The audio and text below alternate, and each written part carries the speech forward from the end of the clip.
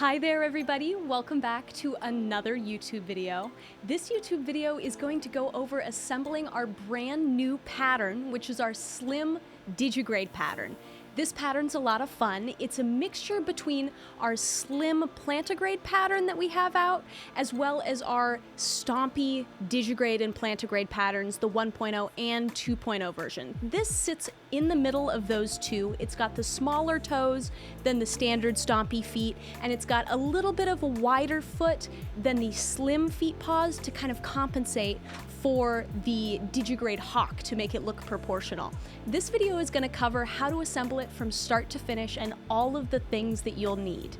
If you want to support us, we now have memberships here on YouTube because we reached partner. We're also an affiliate on Twitch and we can have you subscribe over there. We also have a store online. We're on Etsy. We're at spiltgrapesoda.com. We have a shop on our website. But if you don't have money to support us financially, that's totally okay. A fantastic free way to support us is just by liking, commenting, and subscribing right here on YouTube. Without further ado, let's get into the video.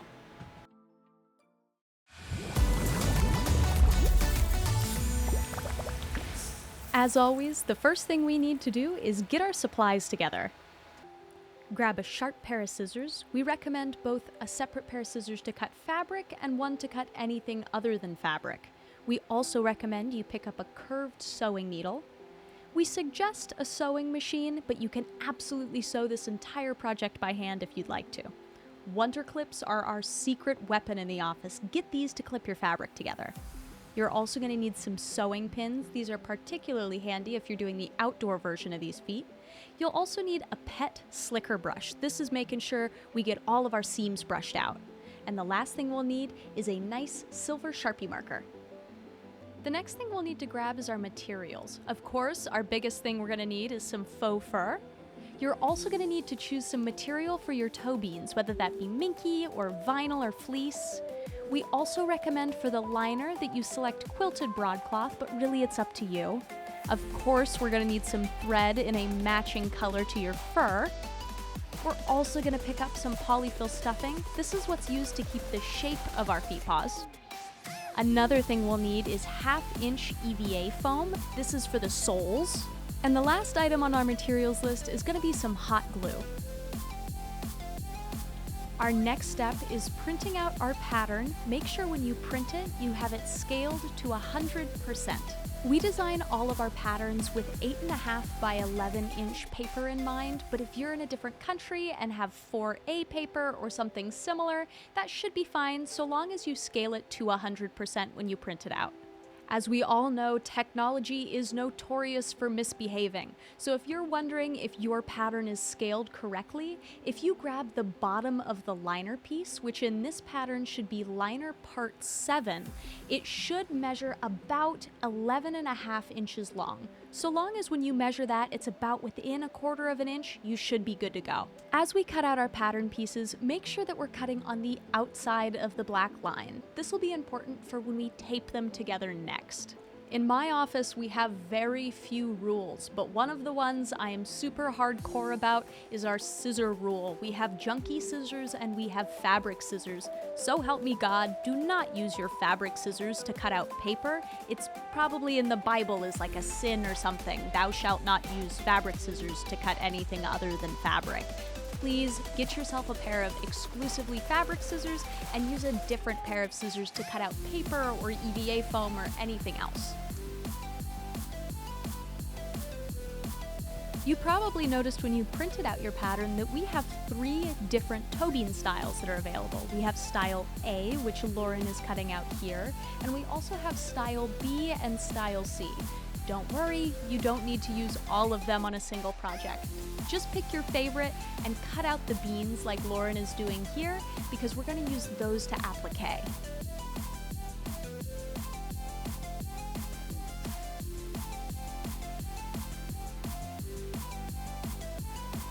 Okay, and if you plan on using this pattern more than once, we highly recommend laminating it. It's gonna make tracing it way easier, but also we're doing a good thing and we're saving the planet by reusing our materials. On the other hand, the one downside to laminating is you do have to cut it out twice, so sorry about that.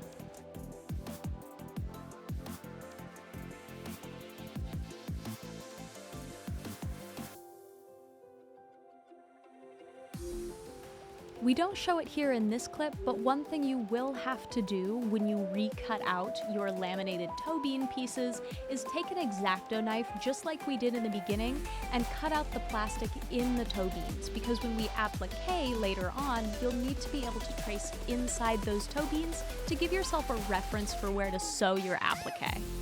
Once you've finished laminating and cutting out all your pieces, you'll have to attach the pieces that say attach together.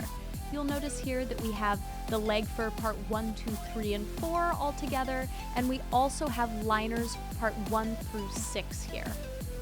With all the pattern pieces cut out and ready to go, we can finally start tracing them onto fur. The first thing we're going to do is start with the toes.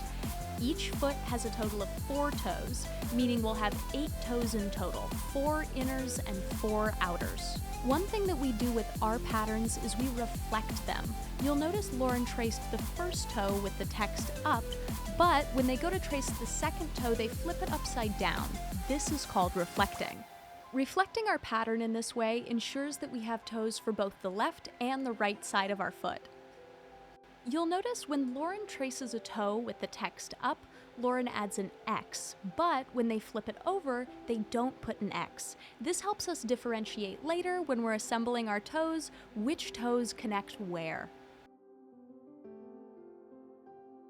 With the inner toes all traced out, we're now moving on to tracing our outer toes.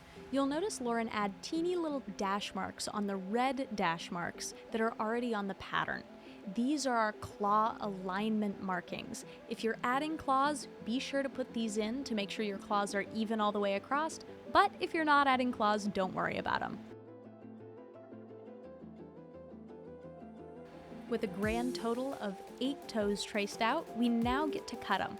If you've never cut out fur fabric before, there's definitely a learning curve, but just be patient with yourself. We find that using a small, sharp pair of scissors like we're using here in this video is a game changer.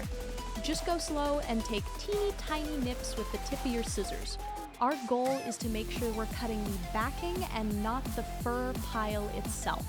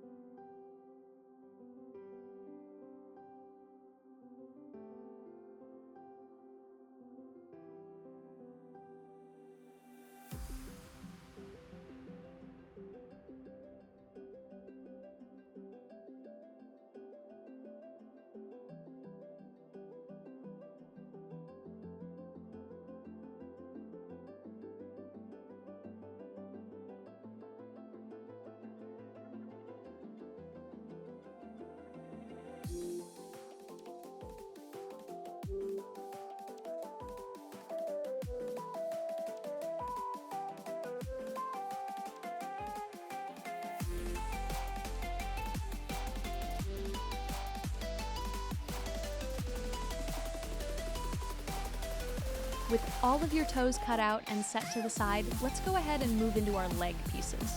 You'll notice here that Lauren is reflecting these leg pieces and having them meet in the middle. If you have enough room on your fabric, this is definitely an option that you can choose, but if you don't worry about it, trace them out separately, and then when you go in later to start sewing, you'll just have to sew that seam together. The next leg piece to get out of the way is our part 5. This has to be separate, it can't connect into the rest of the leg, they have to be sewn together. You can trace them out and mirror them in the center, just like Lauren is doing here if you have enough room. Let's break those scissors back out because it's time to cut out the legs. If you were struggling cutting out those toes, not to fear, legs are far less difficult to cut out. Oftentimes, longer pile fur, like the stuff we're using here for the legs, is going to give you a far easier time when it comes to cutting it out, rather than short, dense piles like beaver, which is what we ended up using on our toes. Regardless of pile length though, cutting fur is still no walk in the park, so definitely be patient with yourself and take your time. Nothing about fursuit making is fast, and I find the more time that I take, the happier I am with the final product.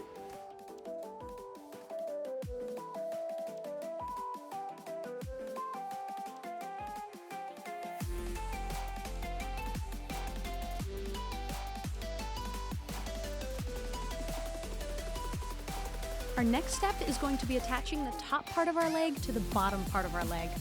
Wonder clips are my favorite tool in our office for clipping pieces of fabric together. Definitely get yourself some. As we're clipping, make sure we're aligning our center marks right in the middle of our toes on the bottom piece and right in the middle of that U shape on our top piece. Those pieces need to line up to ensure that our foot stays nice and symmetrical.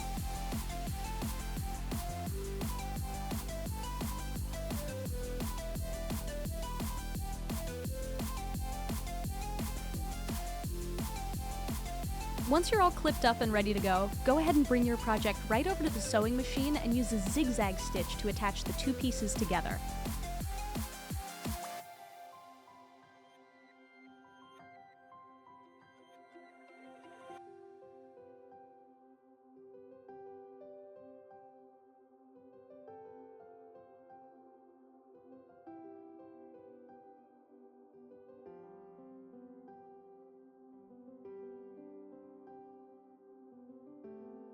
With the top and bottom of both of our legs now attached, we can go ahead and clip together the back. Just like we did the first time, take those wonder clips, tuck that fur, and clip all the way up the length of the back of the leg, as well as that little tiny piece on the top of the hock.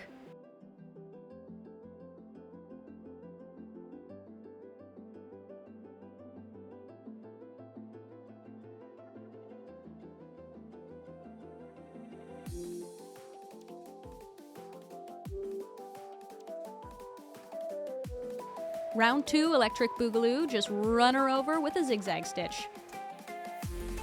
The next thing we're going to work on is some claws. If you're not doing claws, feel free to skip past this part or hang around if you want to learn something, but if you are doing claws, definitely stay tuned. You can choose a few different material types for claws. Our personal favorite is minky, but fleece and vinyl is also really popular. Select your favorite claw shape and size from the pad O claws. There's 25 to choose from, so you have plenty of options. And trace out 8 of those on the back of your material. You'll see here that we doubled up our material by folding it over. Because we used minky, it's really important, just like fur, to double check the fur direction of our minky, fur in quotes of course, as minky just has a very short pile. But with claws, we want the direction of the minky going downwards towards the tip of the claw. Prep these babies for sewing by putting some wonder clips around the edge to keep our fabric from sliding around, and we'll take them right over to the sewing machine. Thinner fabrics like minky tend to be really tricky to sew because they're so slippery. I know that I sound like a broken record at this point, suggesting that you take your time, but with claws like this, it's especially important. Make sure to load your machine with a thread and bobbin color that match to your claws, and then go ahead and use a straight stitch to slowly trace out along the lines that we traced previously. Making sure that you're able to follow right on top of your lines will ensure that your claws are symmetrical throughout your project.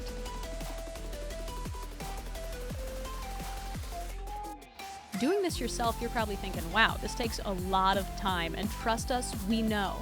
We actually don't sew claws by hand in the office. Instead, we've programmed our embroidery machine to sew the claws for us. Please enjoy some very satisfying embroidery machine footage.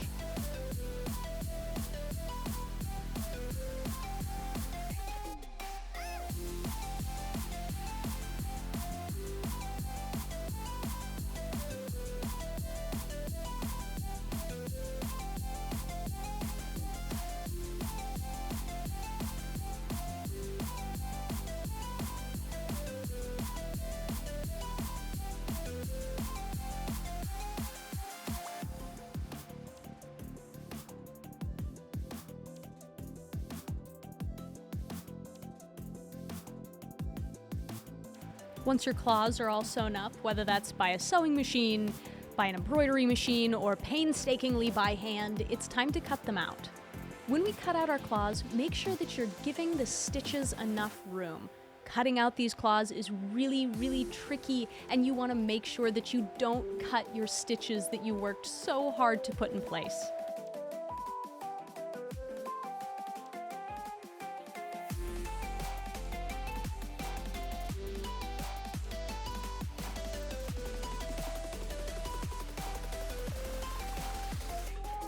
Apologies for the switch in claw color. We had our original files, but they got corrupted, so these claws are brown. But once all your claws are cut out and ready to go, you'll need to flip them right side out. Make sure you get the tip of the claw flipped all the way. You'll see Lauren massaging it there with the tip of their fingers.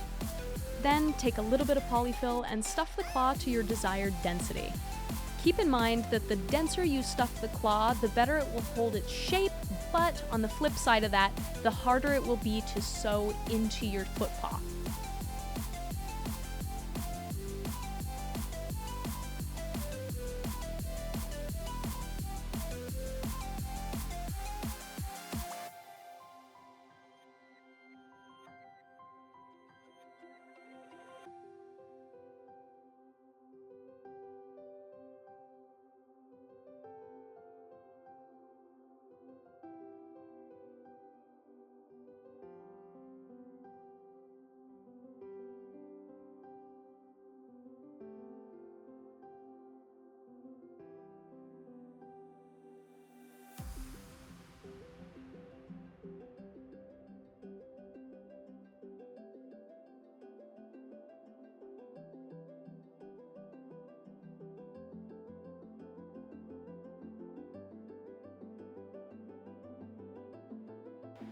Once you're all stuffed and ready to go ahead and take a couple of your wonder clips and clip it on the edges there.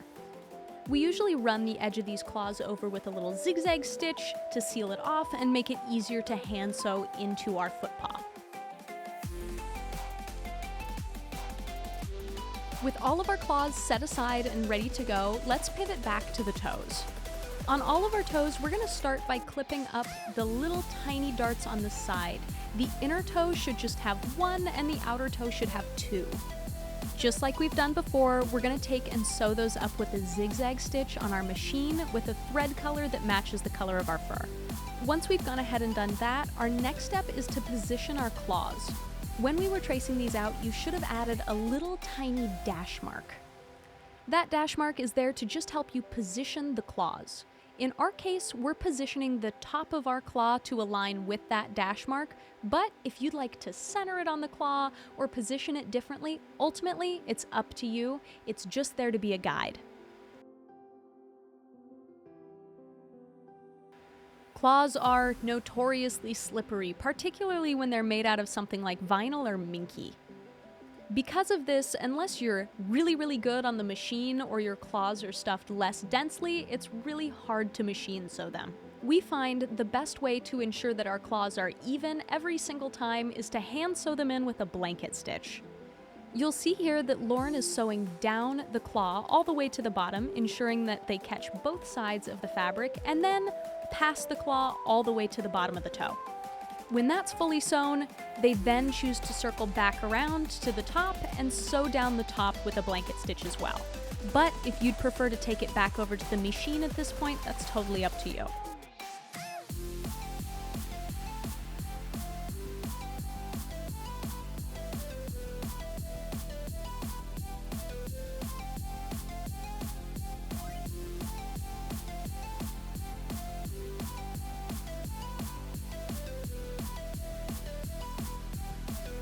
With all the claws sewn in and attached, it's now time to move into attaching our toes to one another. This is the part where those X's that we put on the toes at the very beginning come in super duper handy.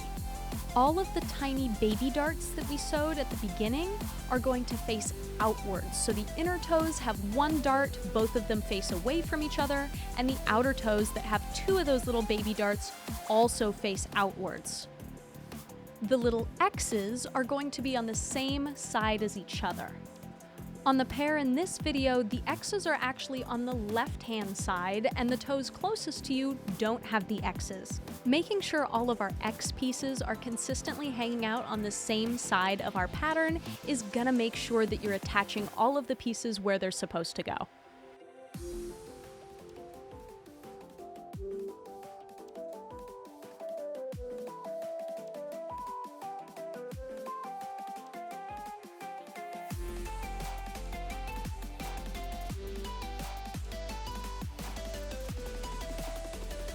This may come as a surprise, but we're back at the sewing machine. Just zigzag stitch all 3 of those little toe seams together and you're good to go.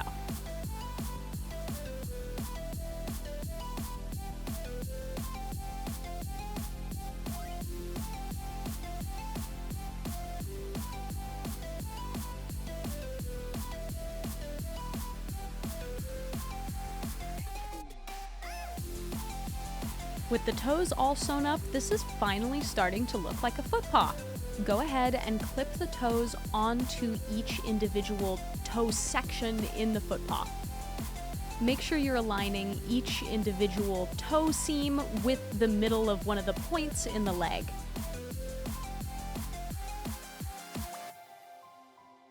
Once it's all clipped up, just go ahead and run her through the machine again, back with that zigzag stitch.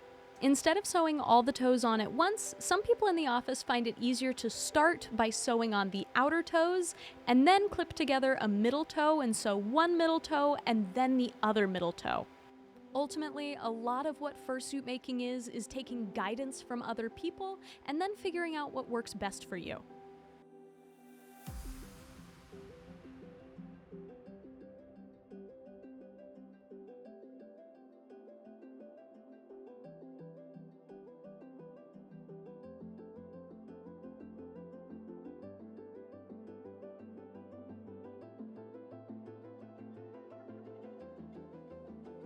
With our legs and toes all sewn together, let's move into getting our liner ready to go. Take that big old liner piece and we're gonna go ahead and trace out 2 of them. We make our liner in a very similar way to how we make our claws, where we double up our quilted broadcloth fabric. That way, we don't have to worry about cutting out a bunch of the same pattern piece. Instead, we can just double it up and trim it out and we'll have 2 of them. With the leg portion of the liner, you can go ahead and cut off any bulky excess fabric, but we find that just adding a few wonder clips around the side and then using that excess fabric to be our guide for sewing around the edges is a good thing. Of course, once it's all sewn up, we're gonna trim it off anyways, so it's not a big deal. Keep in mind as you sew, we're gonna leave 2 spots open, the leg hole at the top and the bottom of the foot, where our foot bottom is gonna be sewn in next.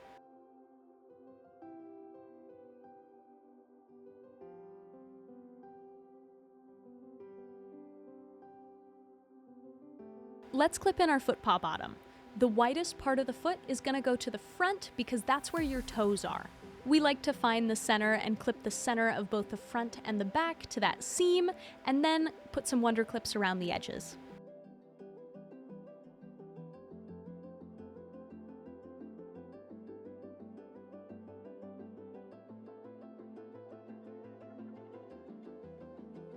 Once you're ready to go, take that baby right back over to your sewing machine and sew it up with a straight stitch.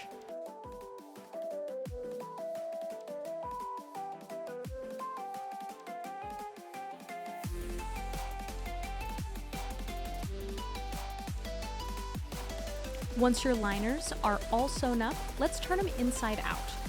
Once flipped right side out, we're going to slip them into that foot paw skin and clip them right onto the top of the leg.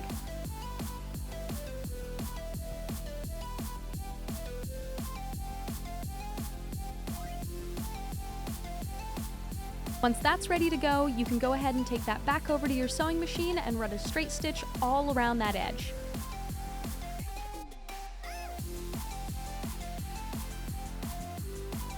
Let's move into doing our indoor feet paw bottoms. If you're not going to do indoor feet paw bottoms and you're instead opting for the outdoor version, no worries, you can follow the instructions in the written tutorial, but here we're going to be showing the more complex indoor version. We're going to start by tracing out our feet paw bottoms pattern on our beaver, or any sort of other shaved short fur that you'd like to use. You'll see Dylan here is utilizing pattern weights, which are those little circular glass hockey puck looking things that are going to help weigh down the pattern and keep it from moving while he's tracing. Being that you got 2 feet, or maybe you don't, you're going to trace out as many of these for the amount of feet that you have. This clip is from our applique tutorial section of our hand paw tutorial from a few months ago, but the idea is still the same. You're going to take and cut out a piece of minky that's a little bit bigger than the applique space that you plan on utilizing. This may take some trial and error, but use your sewing pins to carefully stretch out your minky material below your traced pattern, so that way it's nice, smooth, and flat. Take your sweet time doing this. It very well may take a couple of tries. It's notoriously tricky. I'm gonna let this clip run its course for you. It is in 2 times speed, just to give you a sense of how long this really takes.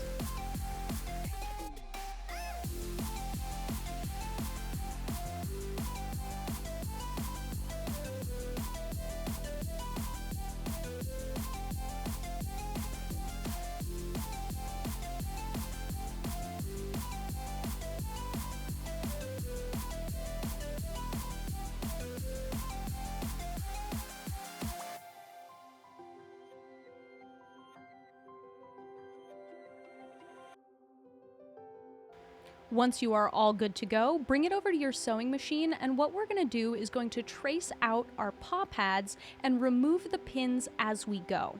We're going to be utilizing a straight stitch for this. I have had many a grandma tell me that there is no need to remove pins as you sew. Personally, I have snapped more than a handful of needles on sewing over sewing pins like this, and it makes me nervous, so when I can, I try to take them out.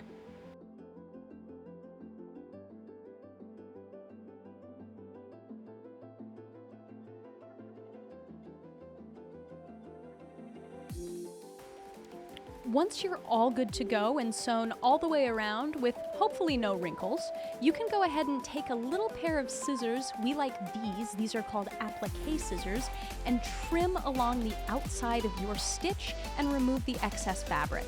The great thing about applique scissors is their bottom blade is a little bit wider, and so it prevents you from cutting too close and accidentally trimming your thread. If you'd like, once you finish cutting off all of that excess fabric, you can go ahead and take your piece back to your machine and stitch around the outside with a zigzag stitch.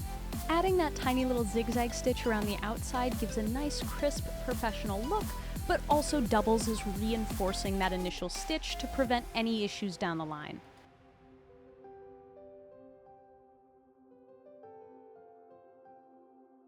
Of course, we here at Spilt Grape Soda value time and efficiency, and so we've actually programmed our embroidery machine to do paw pads as well, which you can see us doing here. This is an incredibly satisfying process that we absolutely love, and so we wanted to bless you with these fantastically satisfying clips. Please enjoy.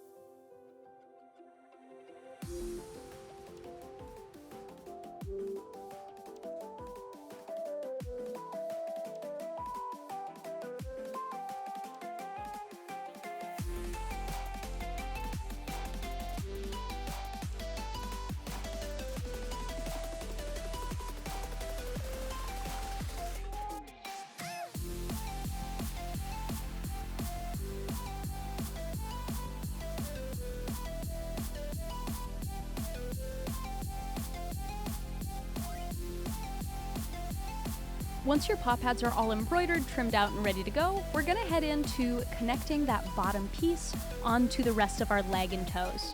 We like to place our wonder clips at initial points that we call anchor points. These are places that we know for a fact that our pieces need to line up, like the center of the foot and in between each of the toes. Adding clips here and then filling in between the clips is gonna help make sure that your piece is nice and even all the way around.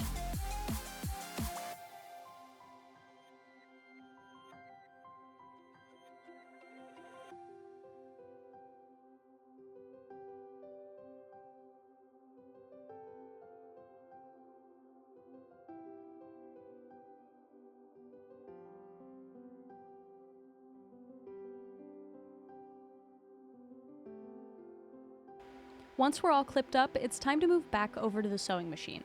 This part can be a little frustrating, so definitely take a deep breath before you get started. Go around the edge of your foot paw with a zigzag stitch, just like we've done working with the rest of our fur. Go slow and take your time with this. This is particularly hard if you have claws installed. The claws will want to push your fabric out of the way of your needle, which is super annoying.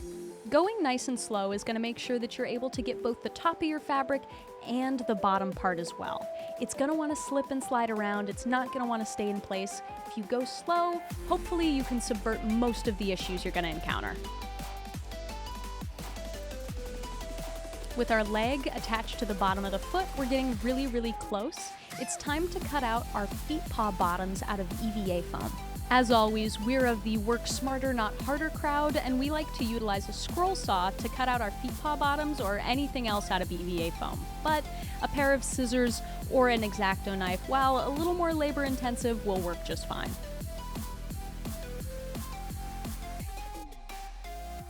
Once you get your EVA foam bottoms cut out, go ahead and use your liner pattern to trace out a little tiny oval on the bottom of your feet paws. This is going to act as a guide for where we glue down our liner, but preliminarily, it's going to act as a guide for where we need to score. Scoring is important. It's roughing up the surface to ensure that glue has more surface area to stick onto and therefore gives a sturdier hold. Speaking of glue, it's now that time. Go ahead, be generous with your amount of hot glue and stick that liner down. Do little bits at a time and make sure that you are really pressing the liner into the EVA foam itself. This is going to ensure that the EVA foam gets saturated with hot glue in our scoring marks that we left, but also that it soaks into the fabric as well. To really ensure that our piece gets extra structural hold, we like to go around the edges like this and put glue all the way around to really get a good grab on it.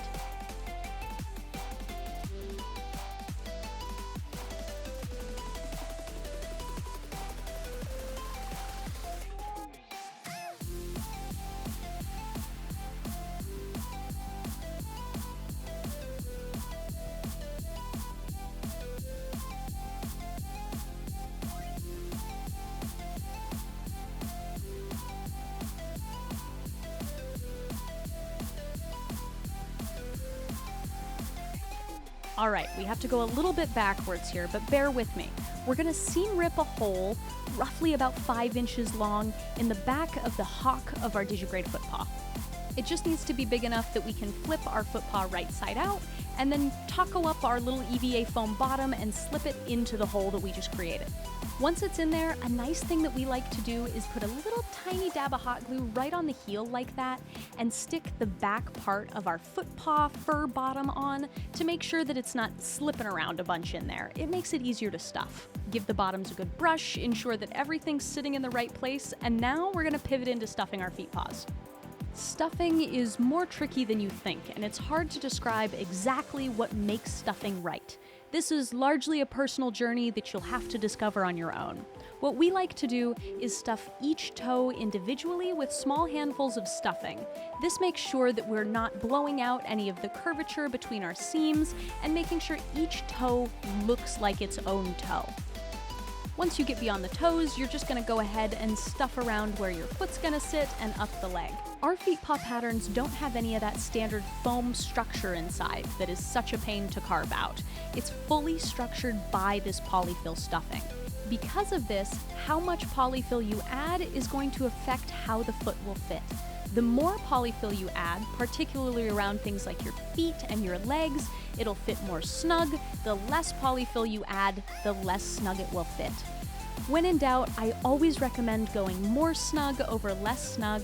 For reference, I had a pair of Feetpaws that both my mom and dad tried on that fit really well. My mom's a size 5 in women's, and my dad's a size 13 in men's. So the disparity was huge, but the same pair of Feetpaws on this pattern fit them wonderfully.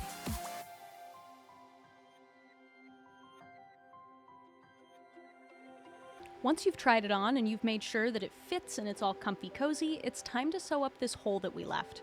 What we're going to do is utilize a stitch called a ladder stitch in order to close this seam without it being seen from the outside. We're not going to go over in too much detail exactly how a ladder stitch is done. There's a lot of wonderful tutorials on YouTube, but my favorite recommendation to give, and you'll see us doing it here, is Lauren is using our little slicker brush to make sure the fur stays out of the way while they're stitching. This is really, really handy, particularly when ladder stitching in fur.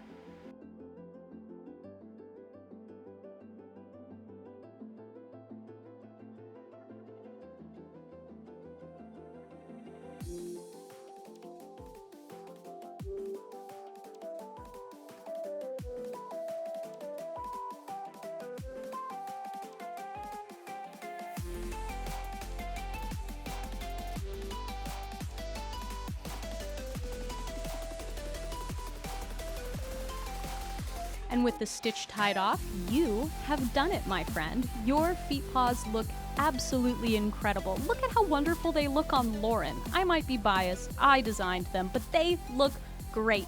And I hope you had fun and you learned something new. We had a blast designing this pattern. I can't wait to see what yours look like.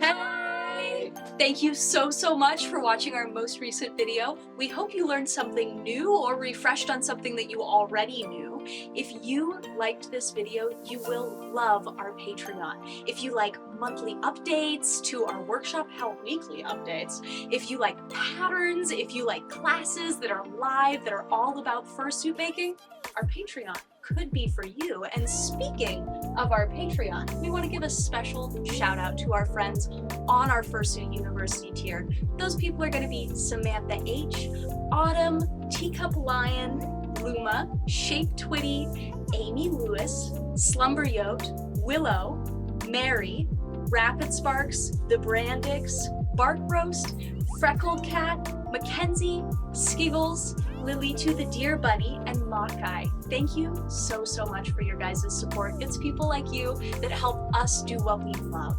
On a different note, if you like our stuff that you saw here today and you enjoyed this pattern, you can actually get it right now on our website store at spiltgrapesoda.com. We also have an Etsy, but if you shop on our website, it helps us kind of subvert some of the crazy Etsy fees. So if you could shop there, we would super duper appreciate it. If you like our content, we would so appreciate it if you would like, comment, and subscribe. And if you want to get notified every single time we post something new, which I promise it's not super often, we won't bug you, hit that little notification bell and you'll get notified every single time we upload a new thing. On that note, it's been real. Thanks for hanging out with us today. We will see you next time. Bye! That was good. It's solid. Oh, wait, before you leave, we just hit YouTube Partner. If you want to support the channel further, we actually have access to memberships now. You can get a bunch of really cool perks, and we'd so appreciate it, and it would help us so much going forward. Definitely check that out on our channel. Okay, bye for real this time.